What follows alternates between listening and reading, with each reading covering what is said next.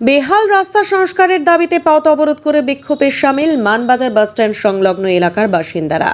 বিগত দিনে রাস্তা সংস্কারের দাবিতে প্রশাসনিক স্তরে লিখিত জানিয়েও রাস্তায় নেমে আন্দোলন করেও সংস্কার হয়নি মানবাজার বাসস্ট্যান্ড ঢোকার বেহাল রাস্তাটি।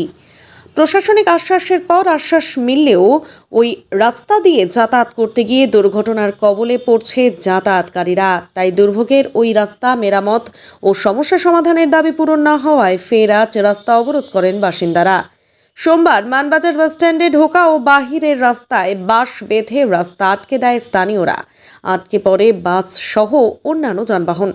পরবর্তীকালে ঘটনাস্থলে পৌঁছয় মানবাজার থানার পুলিশ ও মানবাজার ১ নম্বর ব্লক সমষ্টি উন্নয়ন আধিকারিক সহ মানবাজার ১ নম্বর পঞ্চায়েত সমিতির সহকারী সভাপতি। তাদেরকে ঘিরেও চলতে থাকে বিক্ষোভ। তবে পুজোর মুখে সাধারণ মানুষের কথা ভেবে ও প্রশাসনিক আশ্বাসে ঘণ্টাখানিক পর অবরোধ তুলে নেন বিক্ষোভকারীরা।